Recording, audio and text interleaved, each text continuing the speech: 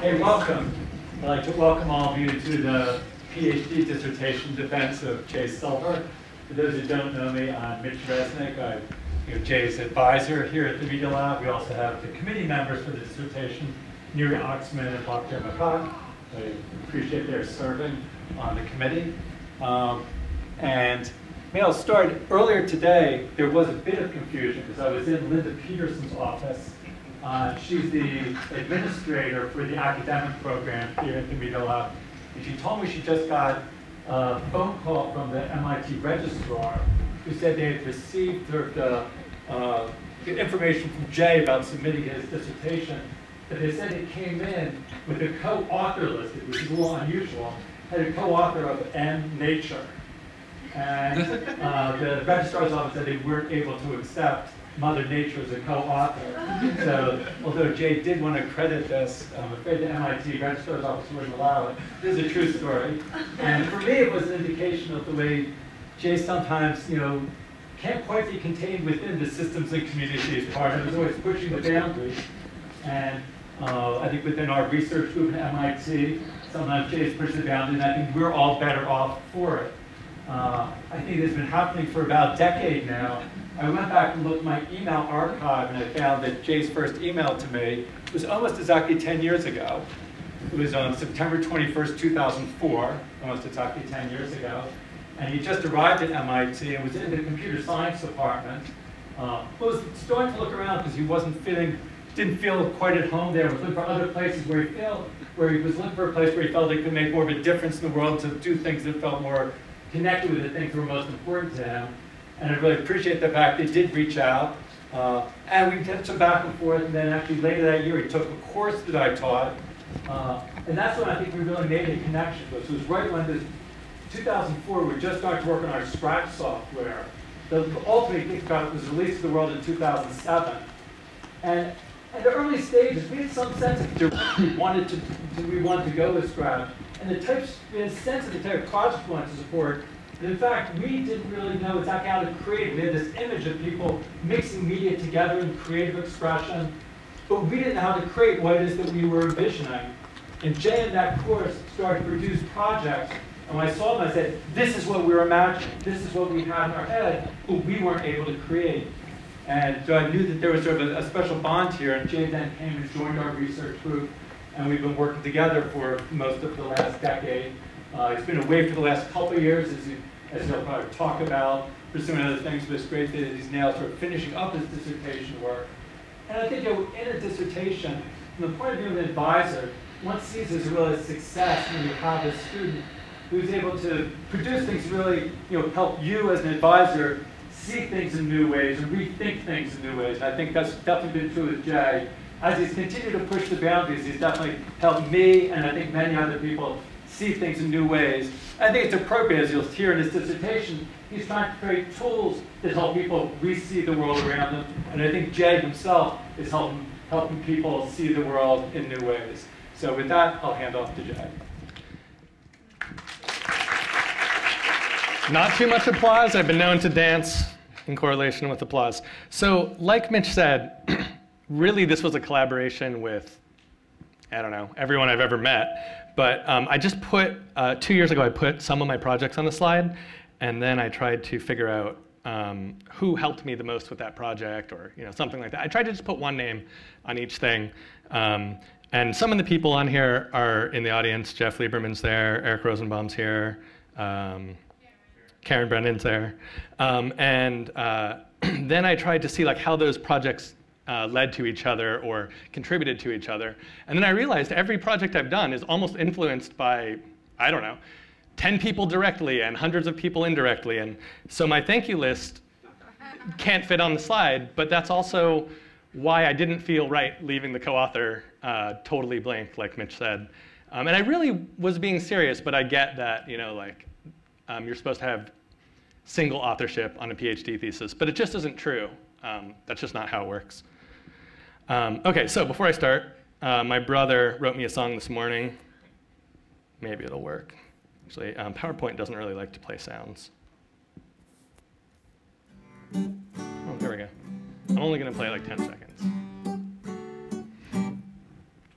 Jay's gonna defend his thesis today. Jay's gonna defend his thesis today. Jay's gonna defend his thesis today. He'll be okay. Mickey. So that goes on for a couple minutes over some different things. And he wrote it in Kimya Dawson style for me, so I thank him for that. PowerPoint. So I'll try to the great joy of you analytic thinkers out there, I will actually introduce my idea before I start into an experiential narrative. The lens cross-block idea is the idea that you can take something that, like a lens, that's really a multiplication onto everything in your world. You can take like a magnifying glass or a microscope and you can look at the threads of your clothes or the rug in this room, or like you can learn things about the wood paneling here and what's behind it and whether it's really solid or not and what it's made of. And you can start to analyze things with a lens. And in fact, it works on most things in the world. For example, a magnifying glass works on anything that you can see. You can hold the magnifying glass up to and you can learn something about that. Maybe, maybe things are transparent. Still probably you could learn something. So that's a great power of the lens. It really is something to learn about your entire world with. And then there's the power of the block. Take a wooden block construction kit, for example. You can build like innumerable forms with it. But the weakness of the lens is that it doesn't directly catalyze you to build things the way a block does. And the weakness of the block, or the construction kit, which a block stands in for, is that it does not directly catalyze you to look out into the world that you live in.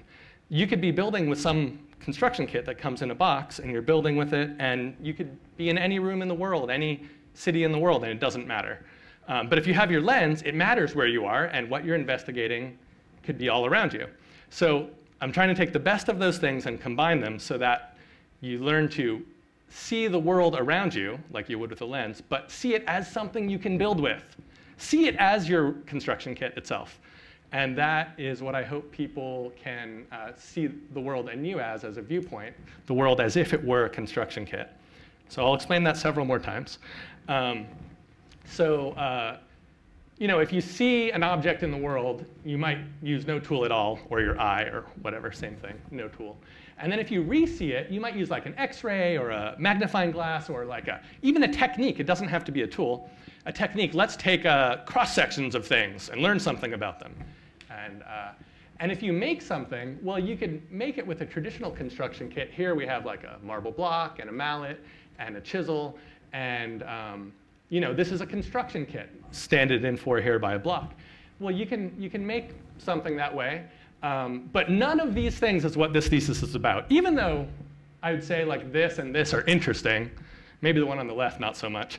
But this is what the thesis is about, which is to see this thing that you could see differently or see according to definition, brought to an end without any open-ended consideration.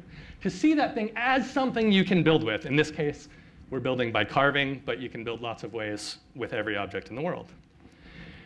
And this idea of the viewpoint, which here is represented by this restaurant that I like in California, this is an example of a vision of a viewpoint onto the world. At Cafe Gratitude, the viewpoint that they're advancing using their tool, which in their case is a restaurant, is that the world is bountiful. And in the picture on their sign, you see the world and the orchard seems bare, but in the reflection of the woman's glasses and in her mind's eye, the world is bountiful. And so in that sense, I'm trying to advance this vision that the world isn't necessarily bountiful, although that's beautiful, but in this thesis, that the world itself is a construction kit. It's malleable. It's not fixed. The person looking onto the world can see that the world has musical scores, electrical components, chemistry kits, architectural construction kits, and uncarved blocks, maybe with Banksy drawing things on them or something like that. And so to say that in one sentence, I'm trying to make some tools that lead to this, re-seeing the everyday world as something we can remake. So the everyday world that we live in is something we can remake. Okay, that's already true. But how can we give people tools that catalyze this behavior, and we can watch them then start remaking the world? Can we make tools that do that? And so I'm going to call that tool a constructive lens. This is a metaphorical rendition of it. So it wouldn't necessarily look like a magnifying glass. But when you use it and act on the world with this constructive lens, the world and the everyday objects in the world, such as a toaster, start to look reconfigurable. Maybe they're made of components. You start to see that they're made of components. Maybe you start to feel motivated to rearrange the way those components work, and then the everyday objects become have some new function designated not by a designer hired by a production company, but designated by you in your house or in your backyard or in your pool or whatever. And so this is based on a few different fields, and I'll go into what these fields are, but let's just imagine that a lens is good for inquiry learning. A block or a construction kit is great for learning through constructionism. But what tool would you use to learn with bricolage? Well, let's first figure out what these things are.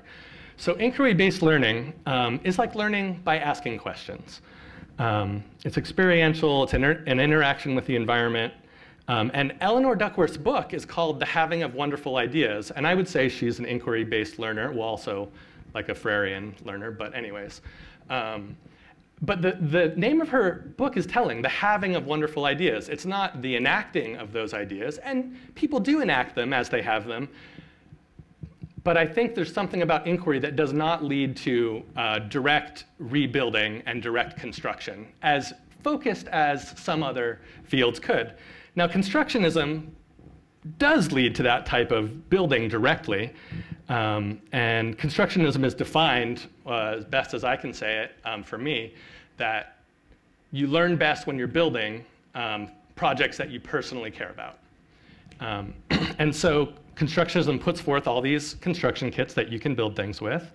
Yet, I guess one of the weaknesses is that these construction kits generally, historically, from the constructionism perspective, haven't led you to look at the world you live in and try to reform that. That doesn't mean it doesn't happen at all. In fact, I list some good examples of when it does go in that direction. I'm trying to push in that direction even further and get rid of more computation and get this kind of instant feedback where you've got your tool and you're kind of probing the environment, but you're like making something, but then you're testing and making as fast as possible, as simple as possible, with as least computation as possible.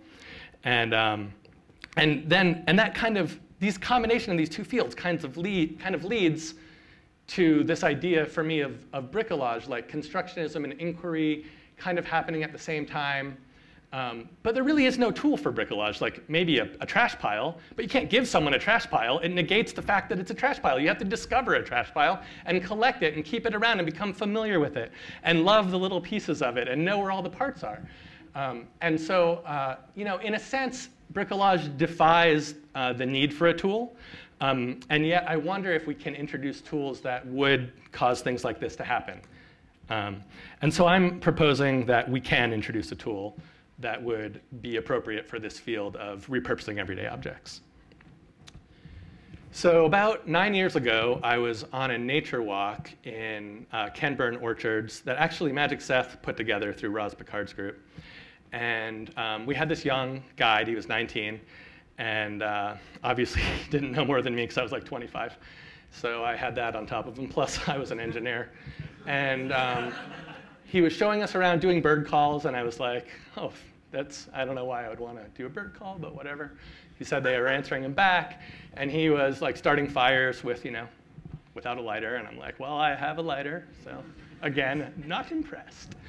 And then he's like, Jay, you're not getting this. And I'm like, okay. He's like, look here on the ground. I want you to tell me what you see. I'm like, yeah, I don't see anything. So I'm going to be back in 5 minutes. 5 minutes? What would I look at for 5 minutes? So I'm looking. And I don't see anything. And he comes back after 5 minutes. And I'm like, it's a trick question. I don't know, mud, poop, something. Like, I can't see anything there. There's a bug crawled through. It's not there anymore. No, Jay, like, look like this. He traces his hand. Oh, it's an animal print. Yeah, I see that. It's been there all along. Okay, an animal print. He's like, yeah, Jay, a deer hoof. It's a deer hoof. And we go on the walk, and then everywhere we go, I see all kinds of animal prints. But I've never seen animal prints in the forest before. I don't know why. I guess they're probably always there. I guess animals live in every forest.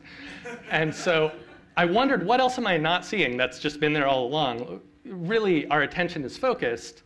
And so what else has been invisible to me maybe my whole life? And so you see this in people who aren't trained, people who don't know what they're supposed to know. This is a a young person's first ever interaction with snow. Actually, that young person's over there. And you know, like, what is it? This feels cold, you know, probably pre-language even, right? But the experience of cold and, oh, what does it do? And what does this look like? What happens if I touch it? And again, this is a young person's first experience here in Boston with pollen. And, you know, like, what's the structure of that? Why is it moving like that? I mean, probably not linguistically, but experientially, these kinds of thoughts might be, imagery thoughts might be in their mind. And this is kind of a beginner's mind. And to have a beginner's mind, to not know, is to be able to know anything, to allow for anything to be possible, because there's no constraints there yet. So in thinking about these things, I started interviewing nature awareness gurus. You can so read this is about one it, of my you can favorites. see it on TV, you can hear about it, you can be lectured about it. But when you can take a stethoscope in the spring and put it on the outer bark of a tree, and you can hear the pulse of that sap being pulled up, the water being pulled up from the ground, that sap pumping up rhythmically up until the branches so the buds unfold. It's just taking one person at a time and getting them to it.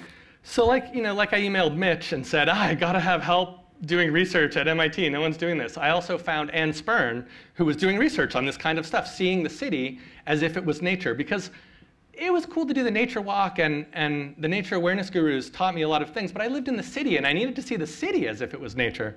And this is the cover of Anne Spirn's book, and she actually teaches a class that you guys could probably still take on urban architecture, what's that kind of architecture where you, landscape architecture, urban landscape architecture. And I interviewed all her students. You can see this on my website, and one of the students had this project, they all do final projects, where he went and he made these wind maps. So this is a wind map. He licked his finger. He stuck it in the air. It's over there in Boston. And at the corner of Mass and Marlborough, there's this, like there are in a lot of places in Boston, there's this courtyard. And these are buildings. And he licked his finger, stuck it in the air, drew an arrow at every point which way the wind was blowing. I don't know how he got the curvy arrows, but anyway, this is kind of a map of the wind over time. And then I'm like, oh my God, what's here? And so I went there. And it was nothing and everything at the same time. It was a trash pile, and it was created by the wind patterns. And I thought, this is really amazing. I need to do this myself, and I need to make tools that help people map out, where magical things like this are in the world. And so right away, I went and grabbed some Pico crickets, and I made 4 temperature to color converters. And with Pico crickets, it only took a couple hours to do that. And here you see like red's like the hottest, and each one has a little temperature sensor on it, and blue's like the coldest. And that's like a hot laptop in a cold room. Actually, it's the old meeting room over in the old building. That room's really cold. And laptops 6 years ago were really hot. So anyway, there's a temperature gradient coming out from the laptop. Like, I gotta make more tools like this. There's gotta be like inputs that I could map to outputs, and there's gotta be some way to embody those and some physicality. And so first, it was gonna be like a railroad building block set, or like temperature on the left, and maybe some memory interposing, and color on the right, and you can mix and match these things. And eventually it was like, no, I'm doing a lot of time-lapse photography. Maybe it's a camera model where the sensors are lenses and the actuators are viewfinders, and you can mix and match them that way. And so this isn't a rendering. This is like actually built out of laser cutters or whatever the world runs on around Media Lab. Cherry wood and plastic and things. And you can mix and match, like look at carbon dioxide as a color, or listen to temperature as a sound, and kind of mix and match and make recordings, or make time-lapse recordings, or just explore live, without recording the way cameras do. It was just then, actually, that cameras were starting to do that. It used to be that you had to take pictures and look at them later. And literally, I would put like lenses into this thing. Like, this is one of the battery covers, has a magnifying glass. The neck strap at first was a stethoscope, but that got to be too ridiculous. But stethoscope's kind of a lens, an amplification of sound, just the way a magnifying glass is for light. And so here's an example of it being used to explore the different temperatures on the top of a sewer cover, right next to Bexley on Mass Ave. And I did all these tests with it, and here's one of them where we explored for a while, and there were great results. You can look at my master's thesis. This young woman found that she was able to see new things that she hadn't seen before. But when it came time to take action or make changes to the world, the lens model wasn't working out, and this was true of the different subjects that I tried. And as someone pointed out, I didn't follow up with them years later. And this led me to create this model of the way a person engages with the environment through an instrument. And in this case, the instrument comes between the person and the environment, and camera, I chose wrong, because what I want is the person to engage directly with the environment, come into physical contact, make lasting change, get to know it intimately, become intertwined with it. And so the instrument really needs to be on the exterior, or in the best case, instrument transcendence, where you don't need the instrument for anything, and you're in close, intimate contact and knowledge of your environment. So it was time for another adventure. So I went to visit the Guaymi natives in Costa Rica, and I actually walked along this coastline from Punta Banco. This is the border of Panama. And it's about a 3-hour walk, and you have to go at low tide because it's covered at high tide. And I had a sack of beans and a sack of rice, each 10 pounds, because that's what you trade for staying there. And what I saw was really amazing, and I didn't plan this out, but what I saw was they could see their environment as something they build with so directly that they don't even care. They grab leaves, they make shingles for their houses, like literally while I'm there. The roof's leaking, grab a leaf, you know, just like the circuit breaker went out or something. And they would make medicine. I got bit by like 200 chiggers, and they made medicine out of plants. And I watched this woman peel back these palm fronds for 2 days. One day she was peeling the, strings are inside a palm frond. I mean, I didn't know that, but each palm frond, you can peel all these little strings off the long way. You can't really tear a palm frond horizontally so easily. And then she would like rub the threads together to make slightly bigger threads, and then weave the threads together. And over 2 days, she made this bag, which actually Eric just returned to me. I haven't seen it in 3 years. It's an awesome bag. Dyed with natural plant materials and woven out of, I don't know if they're officially palm fronds, but that's what they look like to me. Actually, I wouldn't normally just pass stuff around, but it's pretty badass. And so as the materiality of this purse was coming together in front of me, kind of like the material of the universe was unraveling for me, because I was realizing everything they have, they made out of their environment. I mean, I brought them some beans and rice, things like that, but like most of what they had. And then I realized everything we have is made out of something you dig up out of the ground, with very few exceptions. I'm sure someone here could think of something that comes from outer space. But like, really, we dig everything up out of the ground, or it's made of a plant or a rock or something. Like, everything we have, like this projector, this like rug. And so I couldn't believe that, right? So, and again, we see this in little people. I gave this book to my son because I'm a good hippie dad. I wanted to learn to love the moon. I gave my son also this construction kit. It's non-rectilinear, and it's you learn about balance and natural form, fractal geometry. Great, gave it to him, and I thought he would learn what I wanted him to learn. But it turns out that if people don't know what they're supposed to do, they just try stuff. And so this is like 2 hours in, not right away, but he's just goofing around. He has nothing to do, and so he's just goofing around, playing with the two things, and eventually over time he starts to make what's pretty much like a weapon. Or I guess like a catapult. Maybe a catapult is a better name for it. And he enlists us in helping him, because I guess our hands are stronger. And so I'm like, oh, well, who's doing this? And I think it might have been Leah or maybe Edith or someone that referred me to Andy Goldsworthy. And Andy Goldsworthy was really inspiring to me. And it turns out he's doing this all the time in nature. He walks into nature with nothing except maybe gloves and clothes, finds things there, and makes, I guess, art. And so this is a sorting of leaves by hue very carefully, so it looks like a hue fade. And this is one of my favorites. He went out to a beach. You can see this in Rivers and Tides, his movie. He went out to a beach, and he broke off some icicles. It's very cold. And he got a little stone that made a bowl, put some seawater in it, and starts to use his breath and the seawater and the coldness of the air to start to reform the icicles into a new shape, in this case mimicking a river. And in the movie, he does it over 4 days. And each day, oh, the sun rises too early, and it melts, and he's devastated. And it's so beautiful. And on the 4th day, he finishes, and then the sun rises, and it's all good. And it's really this nice use of repurposing everyday world. So I'm like, OK, I can do this. So I took some kids at Not Back to School Camp, where I'm a counselor for camp for unschoolers. And I showed them the book, the Andy Goldsworthy book, showed them some examples. OK, make something. In the first 5 minutes, make some geometric form. I don't care what kind. So this guy made a triangle underwater. You see the first 2 legs, and he's putting down the third under a flowing stream. This is an oak leaf made out of other oak leaves. This is a leaf tied to a stick with a blade of grass. And after about an hour, you get these beautiful forms. Hue fades on a wreath, and birch bark used in contrast to get that contrasted color, and the negative space between leaves showing a kind of swervy shape as the foreground. Sticks and leaves stuck into a mushroom. And this guy, he showed this, and he said, everyone was like showing their final project. He's like, this is fire. And someone said, oh, how did you get those sticks to stick up on that tree? And he said, I don't know, but I can show you how. And so verbally, he didn't know, but somehow his body knows and his intuition knows. So pre-verbally, somehow he does know. And since he doesn't know what it's supposed to do, like when we don't know what things are supposed to be, we have rooms to suppose that what they could be, to suppose how they could work. And so about this time, I was doing all this nature sensing, and I went over to India. And we were playing with nature sensing with, in this case, a pico cricket, sometimes a scratch board, pico board. And these kids are listening to objects because we have it set up to convert resistance to sound. So the resistance of these objects is being converted to sound. Oh, listen to the metal. Listen to this plastic, he says.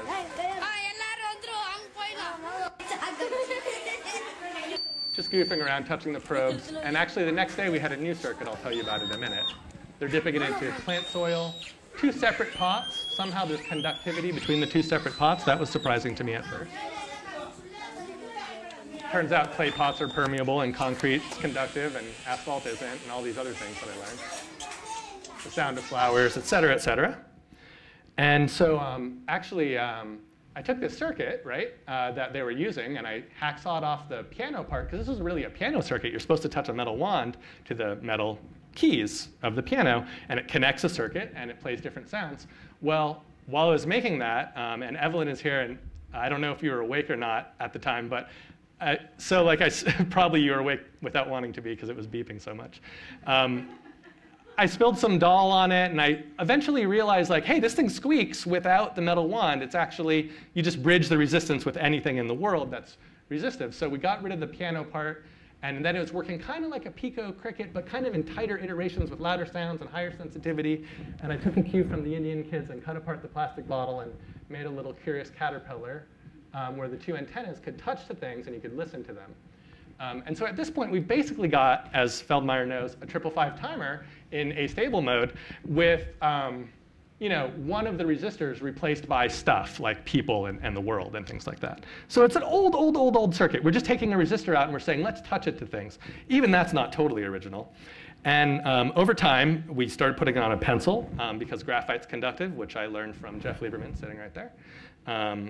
And eventually made it onto a mechanical pencil, showed it at the Maker Faire, put it into a paintbrush, started showing it in fashion shows and museums, made a jacket called OK to Touch.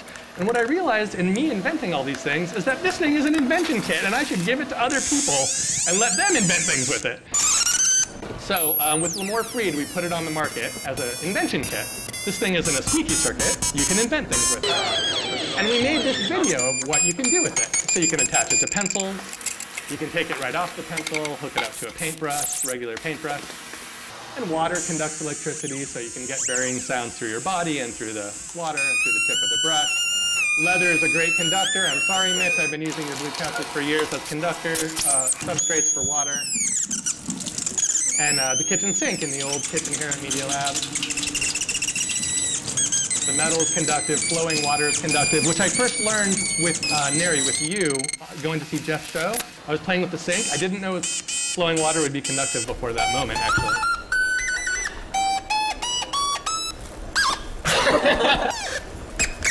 And so we made this video and put it on. Boing Boing had posted this terrible video that didn't explain how diverse it was. And so I said, hey, you have to post this other video. So we posted that video. And we put out the kit, and I'm going to show you some of the things that I did with people, and then some of the things that happened in the wild.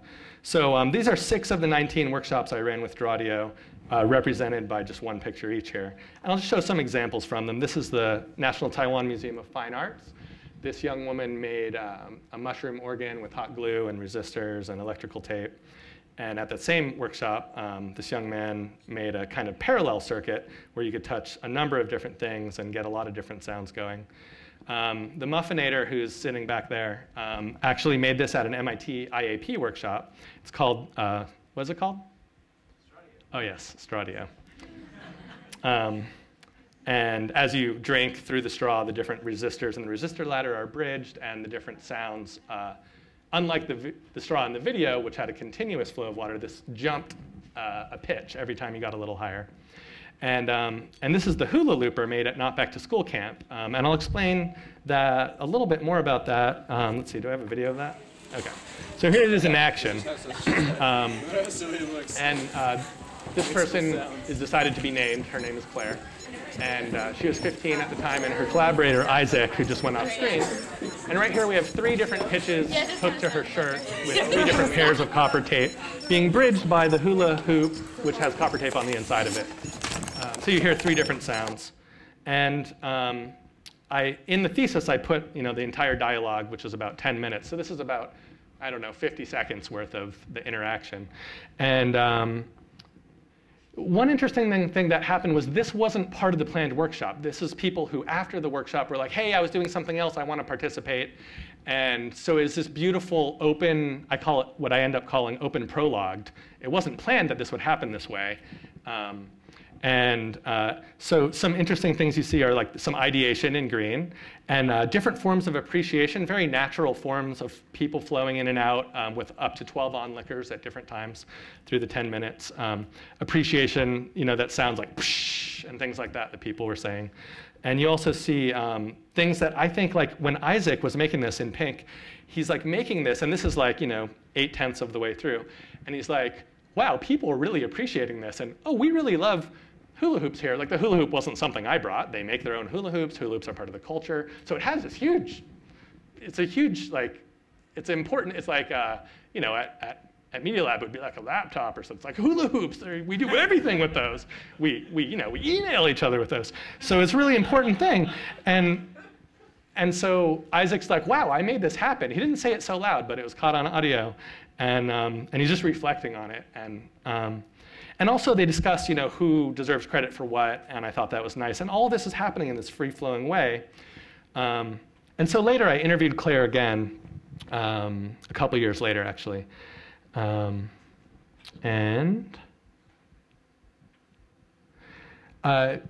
interviewed a few people after the fact, and I didn't get this from anyone else, but I did get from Claire that she felt that using Draudio made her think about using the world in a different way. And this is before any popularized talks that I'd given. So it felt authentic, but you can look at the transcript and decide for yourself. So also did a lot of workshops in Silicon Valley. This one was at Bump. That's a startup. This is a beer pong table made from a Draudio. And you can look in the thesis to see dozens of examples from each workshop. And this was at MIT Sponsor Week. Someone made a book of different musical drawings that you could probe.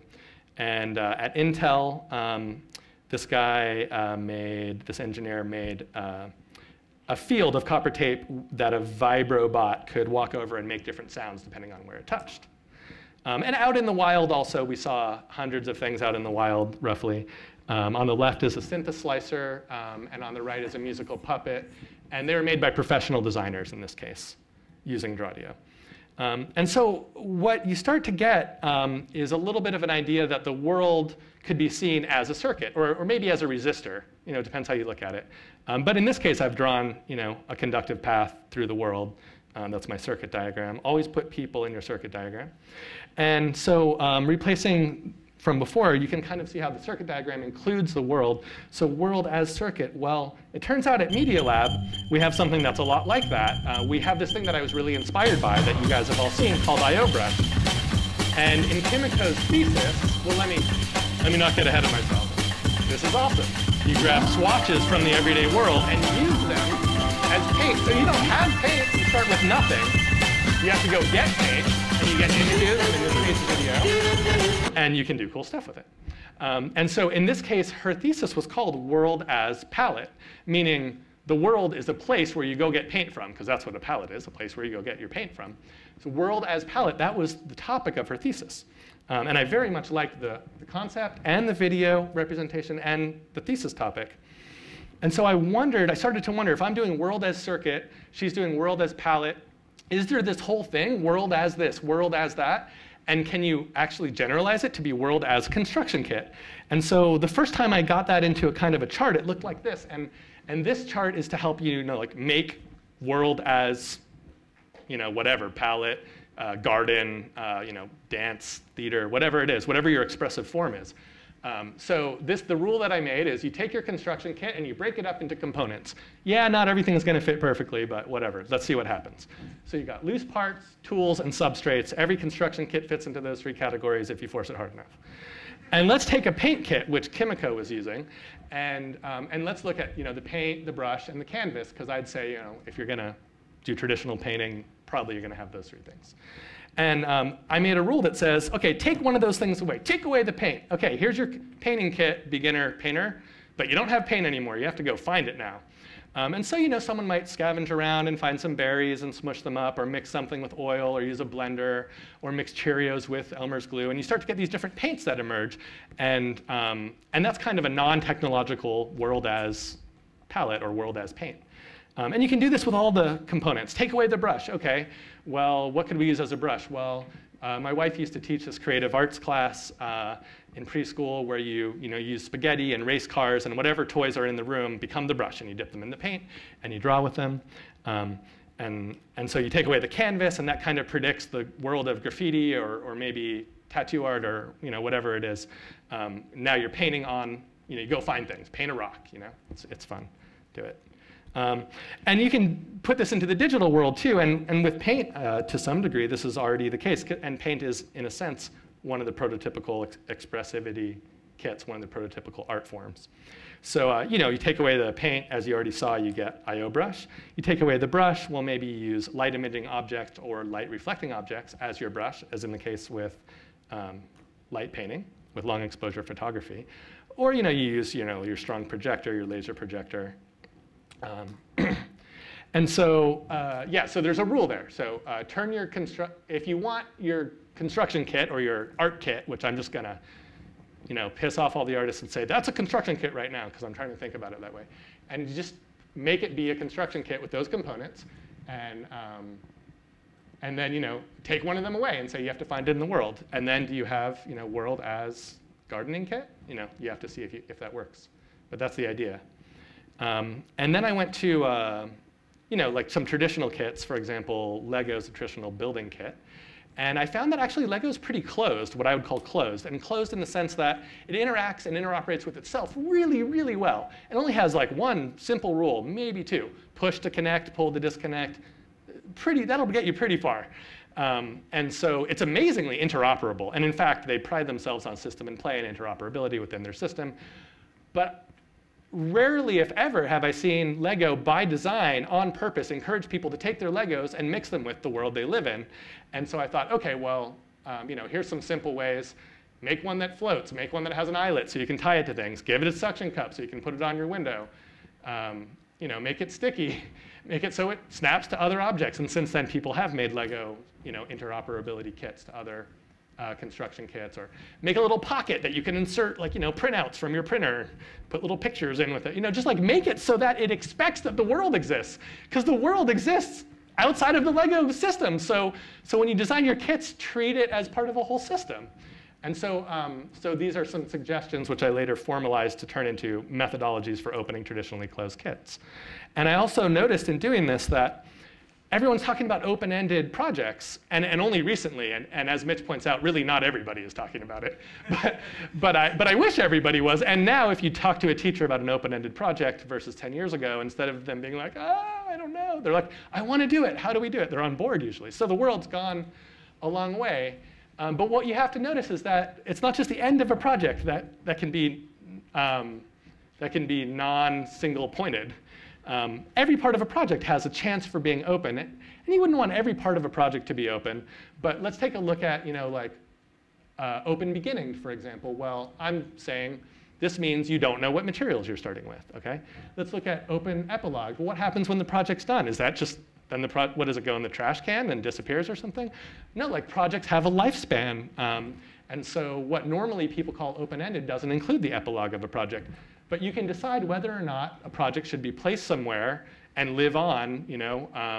You plant a garden, should that live on in your bike basket? Or usually in a raised bed or something like that? Or should it be in a hat? This is an open epilogued question if you want it to be. And you don't want all these things to be open, but you just need to consider. You might have a closed phase within your activity, and you could use this rubric to think, well, is that part open-ended? Do I want it to be? So looking out into the world to see what kind of kits already exist, you can actually find these on most toy store shelves, like mom and pop toy store shelves. And they actually ask you to scavenge, stuff, and it's called make do. And Suguru, people use it around here, and they explicitly encourage you to repurpose things and stick them together. Unlike duct tape, which I think acts much like Suguru, but without the support materials directly suggesting it, I would argue that that's just as wonderful to do, but the duct tape company is not catalyzing the action to happen, whereas Suguru is. So I come back to this chart, and at this point I didn't have the table yet, but what I started to do was turn this chart into a table in my head. I just didn't know how to make tables that well then. Of this table that kind of predicts all of these binary pairs of input synesthetically paired to an output. And it ends up predicting, it's not so direct, like I didn't just follow the chart and I was done, but it ends up predicting all these things that I later made, which I'll now show you about one by one. I'll just very briefly cover these because they're not the point of the thesis, 20 seconds each. So this takes sound in and converts it to color and also sound out. This is called singing fingers. This is at Jeff Lieberman's house right here. So taking sounds from everyday objects and remixing them. Looking to the world as if to say, what sound is in you? If I knock on you, looking to the world as if it were a palette of sounds. So world as sounds, or world as audio sampling palette. And I should mention that every single one of these was a collaboration, ultimately with a lot of people, but with Eric Rosenbaum, who's in the audience. So then taking light as an input and sound as an output, it's almost just like Drawdio. This is called Twinkle. And just taking colors and converting them to notes. That's all this does. Just taking the color, in this case, colored markers. In this case, Legos. Linear in this case, more sculptural. And in this case, going off of Legos to just random stuff. And then, like thinking about Twinkle, like, okay, color in, sound out. And I was starting to think at this point more computationally, and I'll show how in a minute. But starting to think, how can color come in and like computation come out, whatever that means. And this is a very small clip. And I just want to prepare you at the end. Feldmeyer will be in it if you want to avert your eyes. But here, blue just means eat the cookie, okay? So it's simple. But then you're just sitting in the cube, you grab a postcard, you grab your necklace, your amber tooth-soothing necklace, and you have a fishing pole. And so the point is, like, when colors are so understandable by people, so readily available, and all objects have them. I wrote a paper where I called it Visual Frequency Identifier, VFID. Most things have a VFID. It's not a one-to-one mapping. Here, leaves are used as platforms in a platformer game. And there's a lot more examples I can show. This is a musical composition example. But we can show how you can program computers, very simple programs using color from objects and things like that. So that's that part with Feldmeyer's over now. So, right. And so I was really thinking, how can we have these constructions get to be computational? And so I'm back in India doing the summer workshop again with Geeta Narayana. And she's not still in town, right? She was in town last week. Cool. And so we ran this workshop where we said, take pictures of nature. And so the kids in this school, Drisha, the slum school, they took their cell phones, well, our cell phones, and took pictures of nature. And then we made a map of their city using those pictures, making a 3D paper diagram. And then even noticing that, maps are pretty bad representations of reality since reality moves around, making some, notation on the map, on the chalkboard, how that map might change over time and how it's really a system and not a fixed thing. And I'll show you a video of this in a second, but then taking those in-motion ideas and putting them into little Scratch projects that ran on mobile devices about 6 years ago, Nokia 8 and 810s, and embedding them in the papercraft, really merging the paper with the computation. So like you see here, these bricks are contiguous with the screen from the paper. So really trying as much as possible to merge the computation into the paper. And literally here, putting the N810 inside the map, picking up inside the building, laying down, surrounded by borders, representing the part of nature that student found most interesting. And then ultimately taking this map, cutting it apart, and bringing it to install on site to tell a story to the community. And so one of my favorite stories was actually the story about, so moving around the slum village and taking the little pieces of the map and installing them on site, having a discussion about what that means to that student. And I really found it was powerful to have this papercraft that people were so familiar with. It's just really beautiful when people have years of experience using something and can suddenly merge computation, which they have to try hard to get working, but they're a master of this other thing that they've had experience with. And so that's a really nice thing with the merger. And I'll just say that the formation of this project as awareness mapping was co-formulated with Karen Brennan, who's here. And moving on, we did some computer crafting at Not Back to School Camp. There you see a Scratch project embedded in somebody's hat. And this was my Halloween costume one year. And the louder you got, the faster my heart would beat. And I was a surgeon with a knife operating on myself. And this kind of new focus on computation in color code and also in Drawdio led me to think, how can I hook the Drawdio up to the computer? There's this beautiful interaction with touching water, with drawing pictures. And over the course of a few years, Eric and I figured out how to do this. And this was a sample project space video that we put out surrounding what was possible with that. So you can take everyday objects, in this case Play-Doh, and you go online and you Google for stuff and find things that already exist, apps that already exist, and you hook them together. Regular pencil graphite can conduct, as we already know. And these are just acting as switches now, not as analog control devices. Those are actually plastic drawers from my Target dresser. You just fill them with water and go get Dance Dance Revolution. And those were examples of games. Now we go into the music section, because this is actually a sample project space that I'm showing you, and it's carefully crafted to have games, music, and inventions. Here's the music. That's oak. This is my cat. This is now the inventions portion. Turns out cats' pads are conductive, their tongue is conductive, but the fur is not. Eric wanted to do this one. I said, no way, it's going to take hours. I forced him to do all the hard work. And actually, there was a third invention, which was a gong that made you go to the next Pandora song, but the visuals just weren't right. So there's supposed to be 3 of each category: invention, game, and music. And well, I'll come back about some theory, but let me just show you what some people did out there in the world. So these are user-generated videos or creator or participant-generated videos. That's the Star Spangled Banner by Eating Lunch, my YouTube which won a talent show. Cardboard guitar, playing Minecraft. It's actually someone we know at the Exploratorium, so not truly in the wild.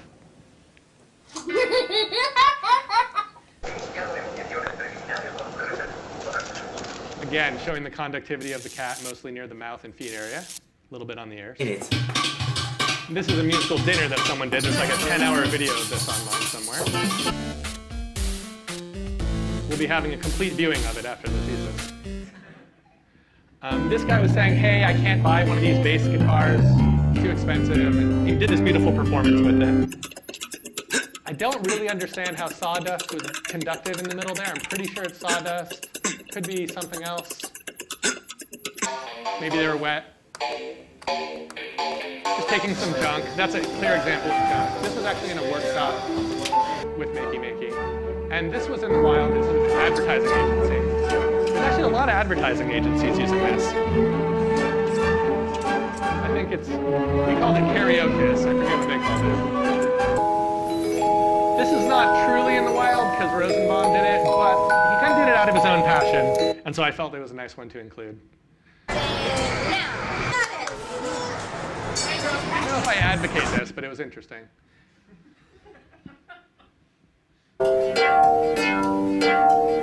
Here they're using the output of the Makey with a relay, which can control lights. And this was in collaboration with an Arduino. This dad and this son made a pencil-drawn interface that could control the stars on his ceiling. So really, the stars are controlled by the Arduino, I'm assuming. Although it could be.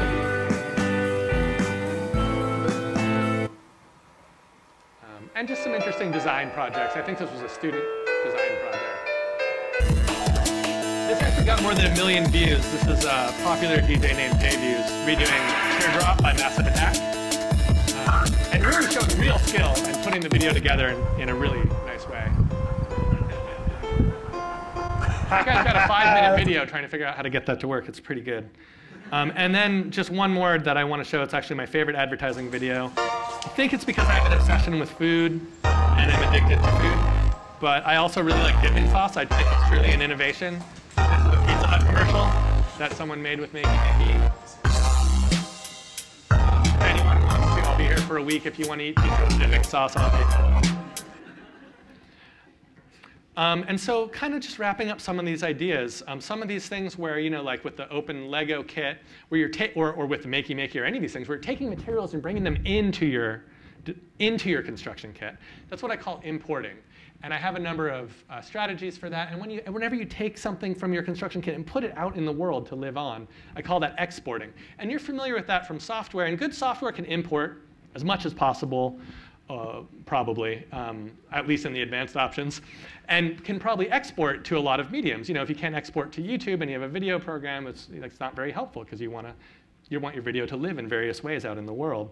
So I call that importing and exporting. And importing is roughly mapped to open middled and open beginninged, whereas exporting is especially good for open epilogued, where something lives on. And I have this strategy, which I formalize a little further in the thesis, but I won't go into. And then I take the years of reading obsessively. I basically can't read a book unless it's either maybe a spiritual book or a book by one of these radical educators. And so I've read all these books. It's pretty much the only books I've read.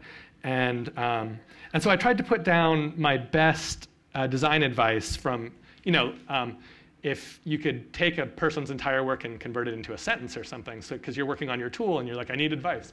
So I won't go too much into it. But if you're working with Duckworth, maybe you need to run a workshop and ask people to use your kit. And when you ask them to use it, just shut your mouth and watch what they do. And if you're going to open your mouth, maybe use your mouth to ask them something about their process, to bring their process to the forefront, instead of worrying about your process. You might find out what kind of wonderful ideas they have. My advice from Steiner is to just really put yourself into the kit, because Steiner really has you put yourself in as a teacher. The kids don't want a lesson. They want you. They want you to be alive with them and in front of them. Your kit should be the same way. Just put the real, most important thing about yourself in there. Illich's advice is maybe to try to figure out what substance you're offering somebody, what institution you're delivering your kit in. Are you offering them a process or real substance that they can grab onto? If you're working on something, don't forget, Montessori would say, through my mouth if I had control over it. Don't forget about manipulatives and stations. Stations are beautiful. They're places where things are set up, different places in space. And going on like this, I'll have some more stuff about Frere, so that's OK. And then, well, I won't summarize Mitch since you guys already have him here. And for me, my own personal takeaway from Papert is, just don't, if you're trying to make some construction kit, just make it about the powerful idea you're obsessed with. Don't, if you're not sure what to make it about, maybe you should figure out what you really think is amazingly powerful. Just make it about that. That's what you should make it about. Now I'm going to talk a little bit about sample project spaces. Because you make a tool, let's say you give someone a hammer, right? Let's say they've never heard of a hammer, because I already started with that example. And it's a pretty unusual situation, but imagine someone never heard of a hammer. And you give it to them. It's kind of not that great. It can be interesting, maybe. But if you show somebody that they can make a house and a bench and a ladder and different things that they would like to make, now a hammer becomes meaningful. So a tool is not a tool. A tool is a sample project space in terms of how you communicate to people about what its efficacy, meaning, and value is. So make a sample project space. And when you make your tool, your tool is basically meaningless, in my opinion, until you say you can make this with it. And then you should say you can also make this with it. And that should give you ideas in between the two things that you can make of other things you can make with it. And you should probably go out on a limb and make a whole space of 3 projects you could make. And then there's different things you could interpolate in between there. Well, now once you have that, you have your tool and you have your sample projects and you have your interpolated things, just because you interpolated these new projects that you might be able to make from your original sample projects doesn't mean your tool can make those things. So check, can my tool make those things?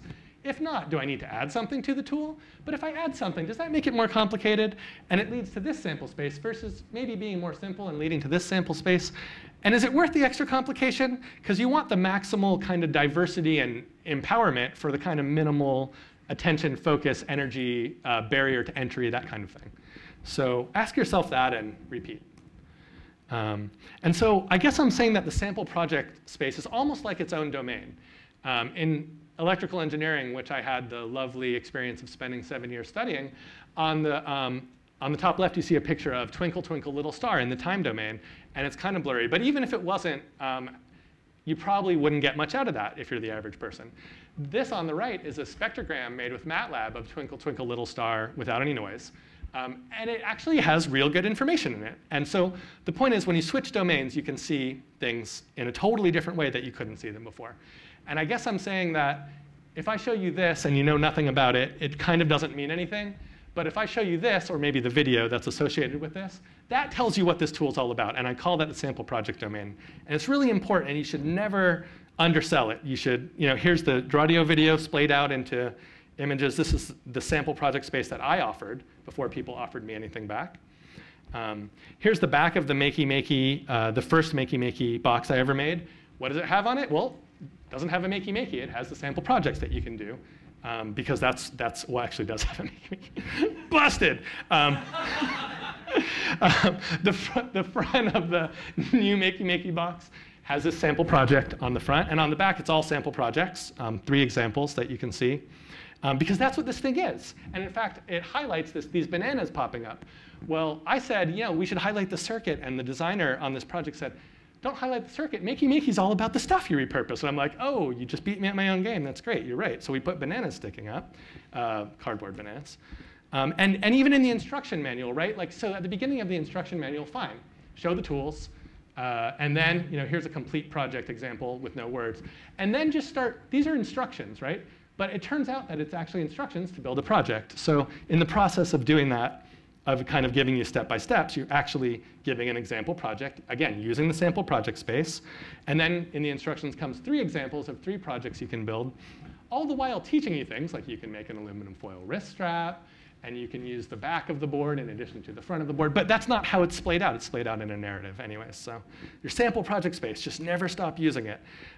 Rosenbaum created this submit your own Makey Makey project, and these are 100 of the many projects that are submitted through that. And so now the participants are contributing back projects. So kind of reflecting back on what motivated me in this direction, and also looking forward, what do I want to be working on now? Like, what do I still believe in that motivated me long ago?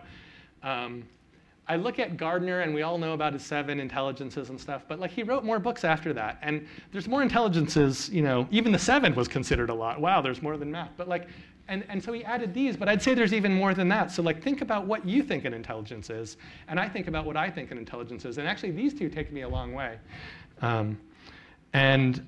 Also just looking back at Pappert's writing a little bit, and in this case, a reflection that Edith Ackerman made on Papert. Edith's here in the room.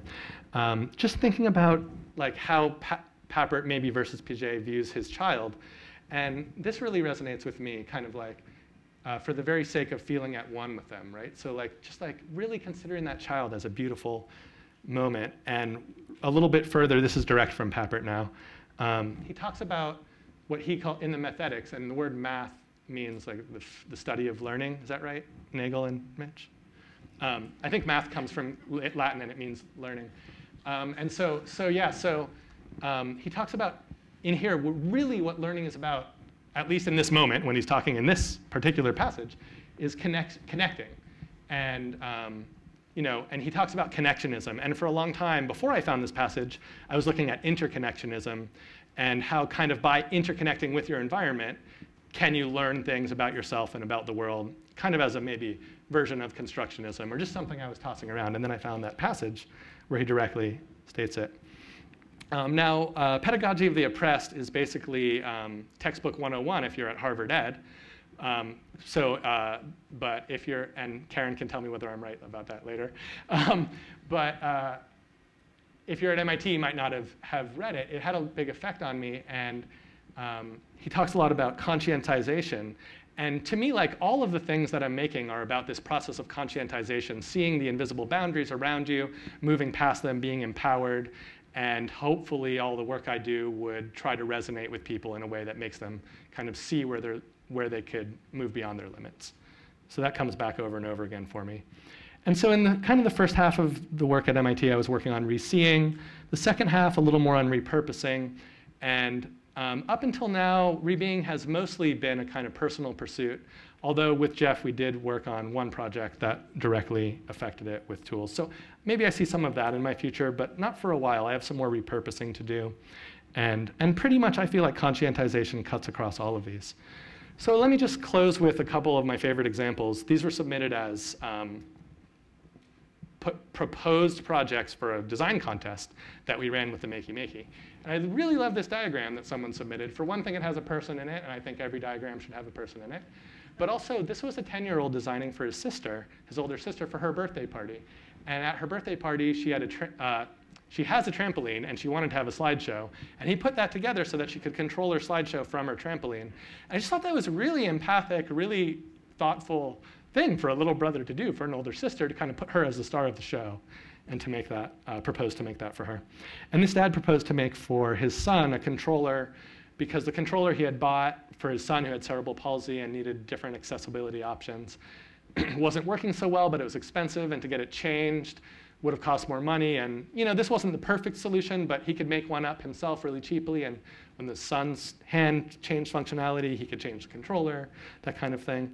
And so since these serious projects started coming up, I thought I'd better put a really serious warning on the box. Because if corporations were crumbling or governments were taken over, I wouldn't want anyone to not have been warned.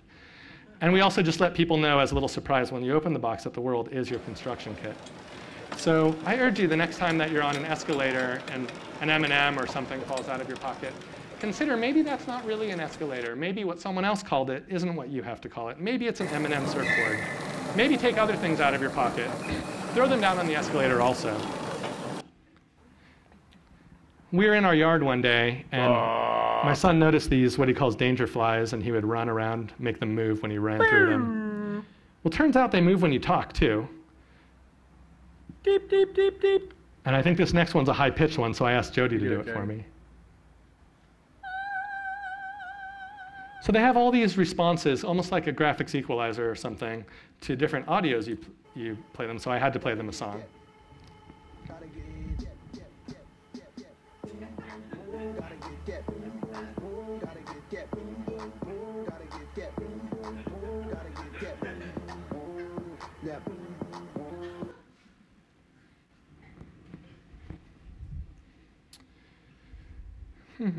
So I guess when I was like 13 or so, I used to have this idea that I would build a utopian world because I just wanted the world to be a great place.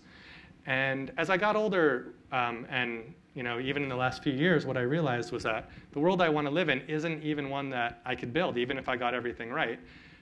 Not even one that 100 scientists or 1 million designers or like CEOs or politicians, none of those people can build the world I want to live in, because the world I want to live in would be built by 7 billion different pairs of hands, kind of coming up in their own mosaic fashion, making things the way they want them to be in their backyard, in their kitchen, and in their own place. And it's a beautiful mosaic diversity in that. And that would be my personal utopia. So I hope to live in that world someday. Thank you.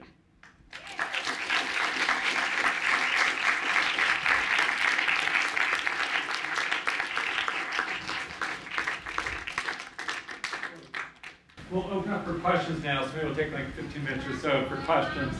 And then after that, the committee will get to spend some time with Jay. So, but for right now, we'll open up questions. Jay, you can just call on people. Oh, sure. Oh. You might wait till they raise their hands. Everybody at once. Yes, go ahead. Oh, Edith was once, a long time ago, on my dissertation, well, on a committee of mine. Yeah.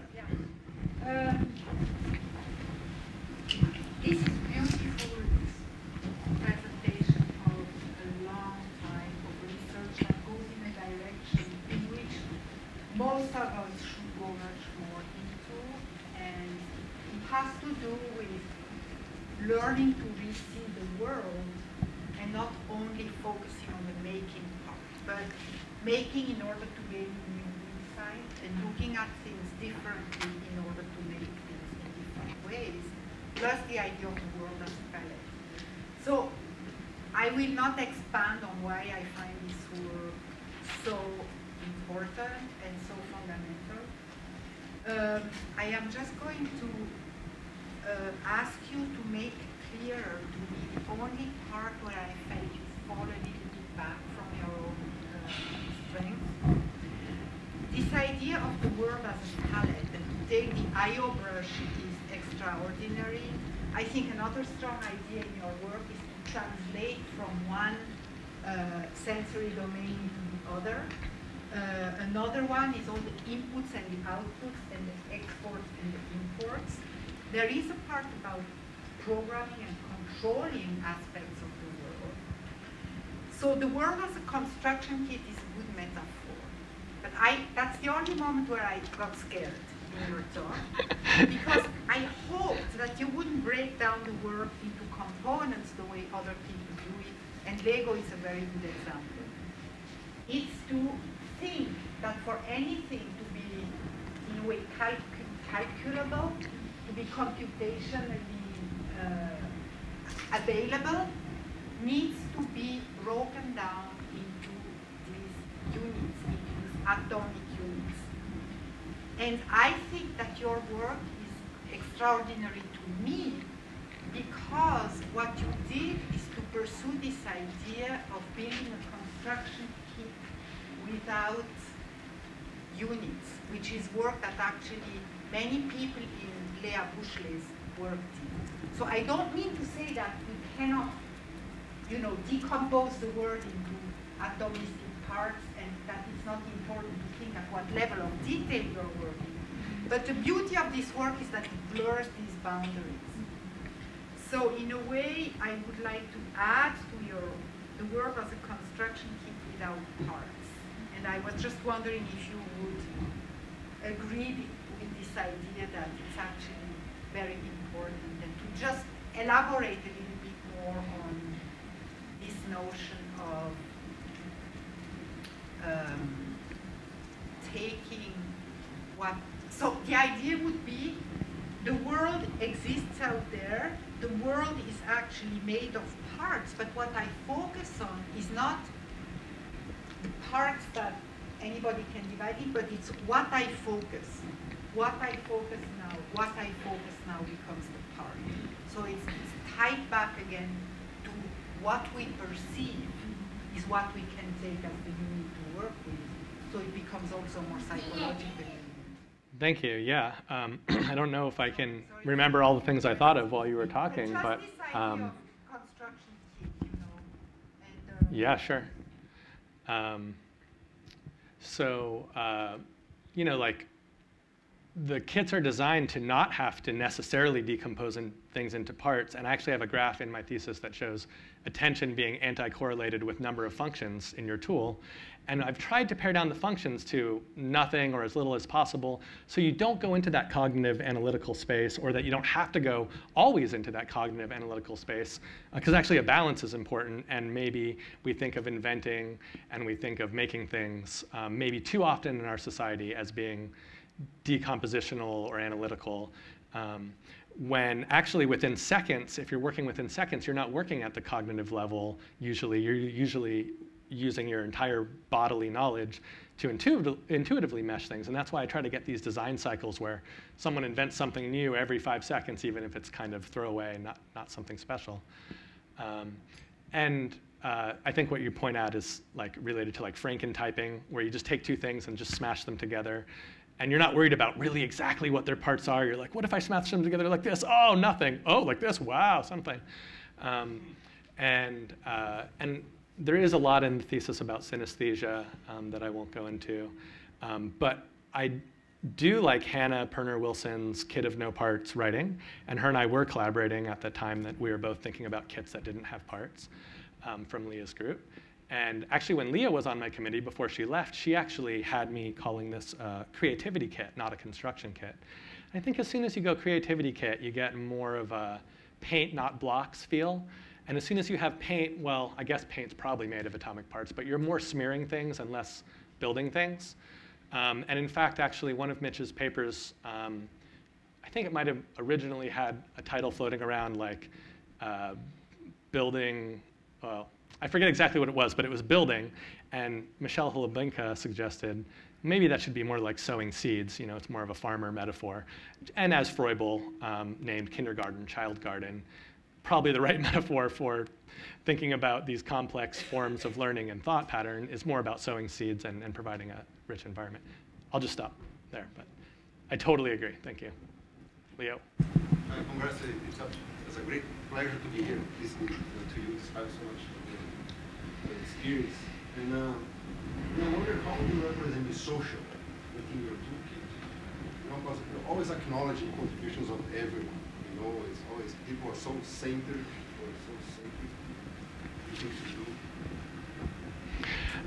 Yeah, well, actually, I think a weak point of all of, maybe like all of construction kits, or at least the work that I'm doing here with construction kits, is that it's not so socially critical sometimes. I mean, there's critical components to what I'm making, definitely, and the way I talk about it, and you know, and the support materials and things. But there can be some lack of inherent socialness in a construction kit until you start to build a community around it and do all these other things, which is, do I have that diagram in here? So at one point in my thesis, I have a table where I say, look, a construction kit isn't a tool. It is a bunch of support materials, a community around it. It is you know, a sample project space. It is 15 different things that I can't remember right now. So I think the social component's really important. And I think, in fact, in that table, I have, like, for example, your tool day, for example, Scratch Day. You need to engage people to collaborate with each other around building things and things like that. But is that what you were asking about? Yeah, how to bring that context. Because it's not just you and the tool and the world. It's social. It's so much not that, yeah. No, I will continue to wonder how to really make these inanimate things totally social beyond their immediate use. Thanks, Leo. Yeah? So I think in creativity, in people making things, I myself, and perhaps you might argue with this, but I myself like to draw a distinction between, there are people, of course, on one end who just aren't creative at all, who think within boxes, and then there are people who like are able to break those bounds and are able to think creatively, repurpose things, and then there are people who are able to think creatively, but they create something that's really special, really unique, really sublime. And I was wondering, in the process of empowering people to kind of break out of their bounds,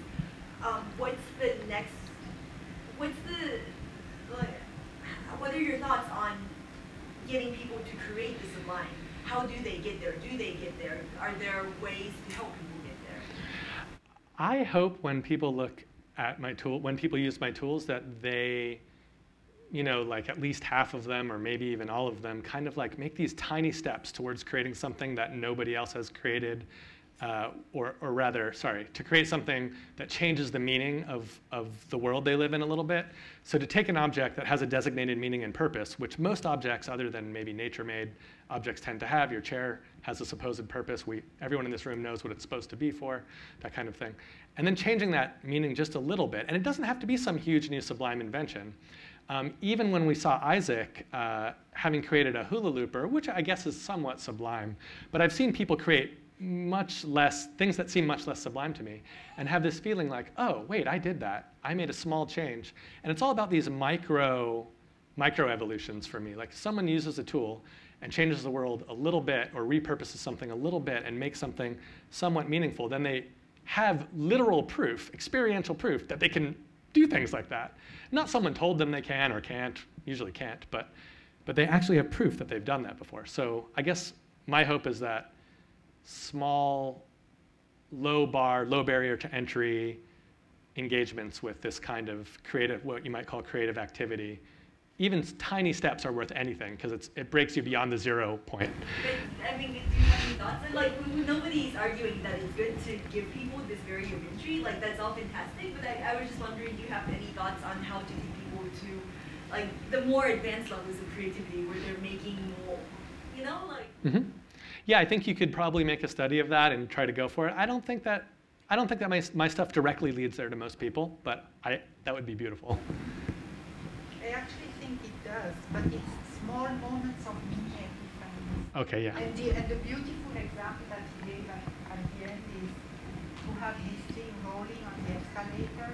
If you are able to not see this as an escalator and not see this just as a can that gets stuck, you have a mini epiphany. And okay, that's just a suggestion, but probably you don't have creativity with a big C and creativity with a small c. If you have lots of mini epiphanies, it's like the kid in the snow. I mean, Eminem on an escalator is sublime to me. I just didn't want to claim to everyone else that it had to be sublime. I see all those things. When someone takes a makey-makey and hooks up a banana and plays a note, which is like super stereotypical, like I think it's totally sublime every time. So I guess it depends on your point of view. Joost. Your start story where your 19-year-old was showing you these prints in the woods, right? You finally saw, and it seems like that capacity to help people explore possibility space, see things that are there they just hadn't yet recognized them, imagine what those things might represent. That aha moment is what I think I want to riff on. When Leah said the social dimension, I like your blues example because so much of it had to do with how about variations on a theme? Who did this? What other variations are possible on this? Can you comment on that a little bit more? The combinatory ideation as a jazz-like social process.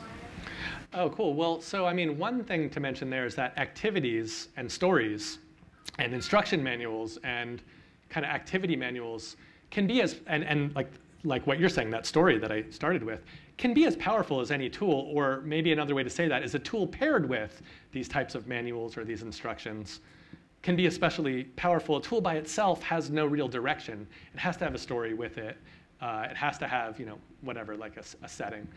As far as what you're asking about the combinatorial social dimensions of interacting with the tool, I mean, that's why when I taught radical design for learning, I asked people to consider what learning really is, and I asked them to consider the founder of Burning Man as a pioneer of new learning situations, and to consider really when does learning really happen.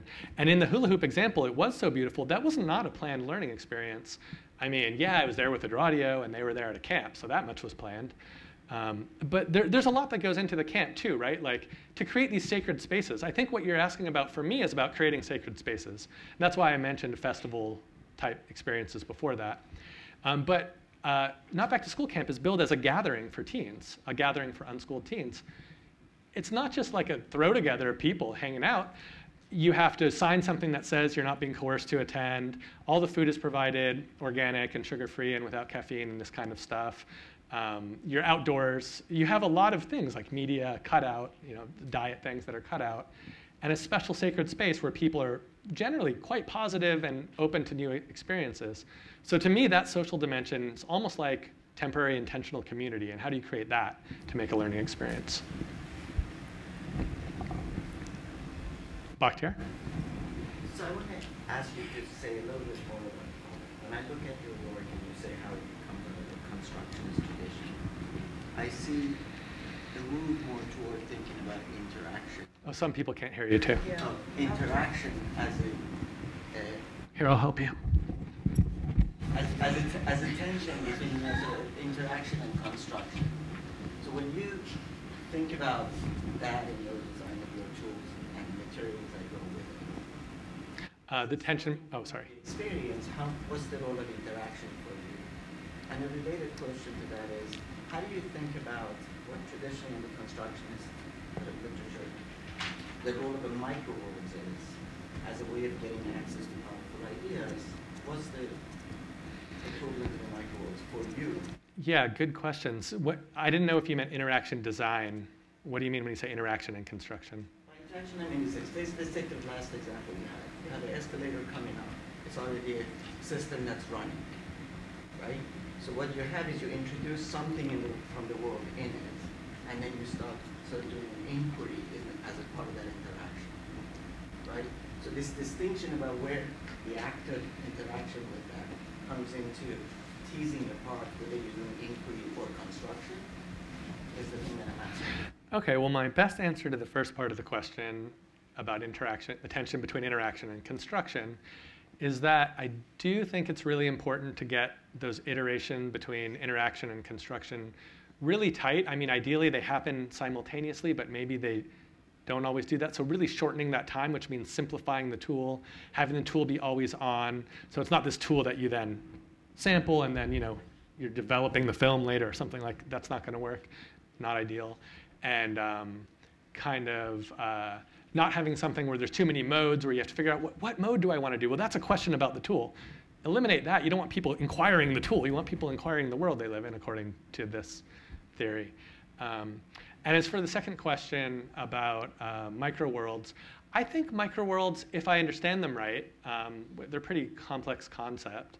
I think microworlds shut out the rest of the world sometimes, and I think that's one thing that Mitch brought to microworlds with Scratch, is that Scratch does allow you to have community interaction directly built into the software, does allow you to import pictures and sounds, does allow you to export your things these days onto iPads and things like that.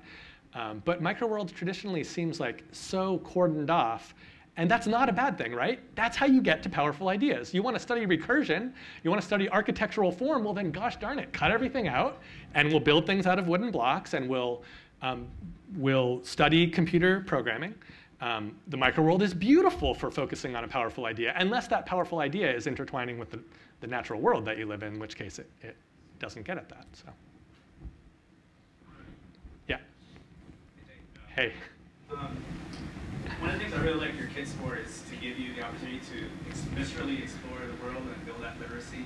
But in a lot of the emerging educational trends, like open courseware and MOOCs, that's missing. So how do you see, over the next 20 years or so, how do you see some of your concepts being integrated into some of these emerging trends in education? So like, how would the tools that I make being folded into a MOOC, for example? Yeah, to some extent, yeah, because I see it complementary to this sort of like a missing piece to some of the emerging tools that are coming online now. Well, I mean, ideally, they don't have to be bought, and they can just be pushed out in software. And there's multi-purpose hardware that exists now, so sometimes that's possible. But I think what you're asking is really, and that's okay, and it's good, not a question of theory so much as a question of whatever you want to call it, like business or organization, project dissemination. How do you get it out to that many people? And that can be hard with hardware, with custom hardware. It's really complicated, and I've spent the last 2 years not at MIT because I've been whatever, like figuring out how customer support works or something like that. But I don't know if I understood your question enough to answer it. Is that what you're asking, or? Yeah, sorry. Even on a conceptual level, just like I could imagine how your kits can be, defining the kit as sort of locally available materials. You don't even have to ship anything. But I think it's just an interesting way that might open the eyes.